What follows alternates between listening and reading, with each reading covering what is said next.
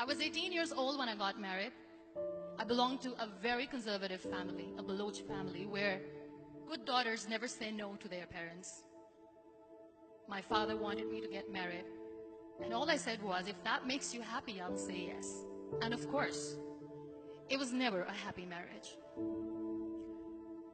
Just about after 2 years of getting married, about 9 years ago, I met a car accident. Somehow my husband fell asleep and the car fell in the ditch. He managed to jump out, saved himself. I'm happy for him. But I stayed inside the car and I sustained a lot of injuries. The list is a bit long. Radius ulna of my right arm were fractured. The wrist was fractured. Shoulder bone and collarbone were fractured. My whole rib cage got fractured. But that injury that changed me and my life completely was the spine injury. Many people came to rescue. They gave me CPR. They dragged me out of the car.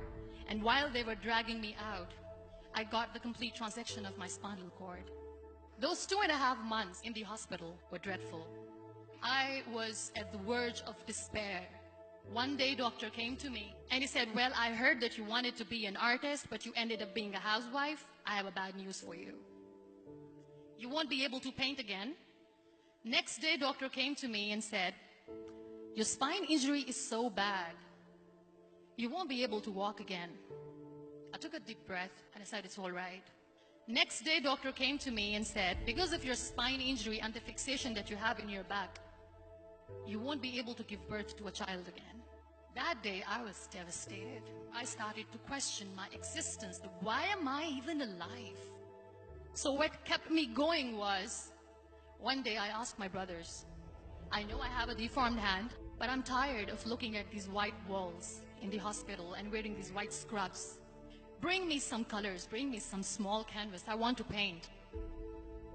So the very first painting I made was on my deathbed, where I painted for the very first time. What an amazing therapy it was. Without uttering a single word, I could paint my heart out. I could share my story. People used to come and say, what lovely painting, so much color. Nobody could see the grief in it. Only I could. And that day I decided that I'm going to live life for myself.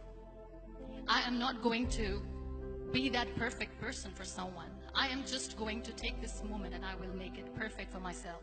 That I'm going to fight my fears. So I wrote down one by one all those fears.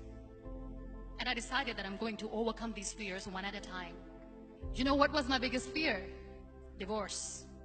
But the day I decided that this is nothing but my fear, I liberated myself by setting him free.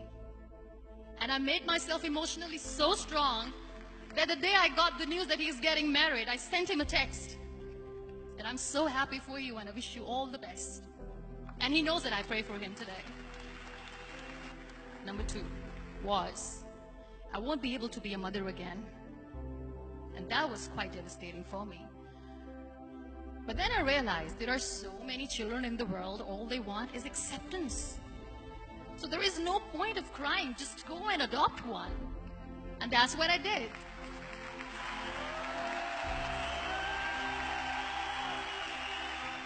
I gave my name in different organizations, different orphanages, and I waited patiently.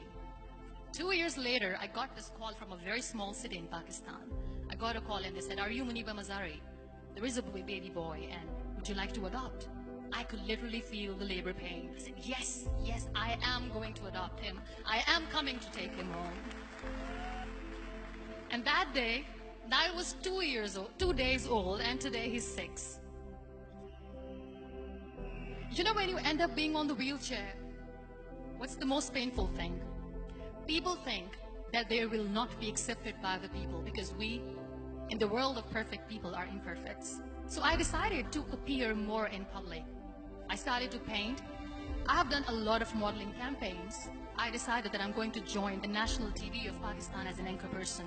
I became the National Goodwill Ambassador for UN Women Pakistan, and now I speak for the rights of women, children.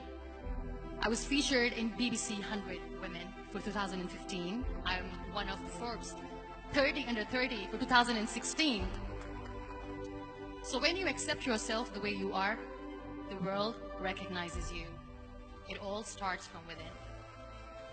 We have this amazing fantasy about life.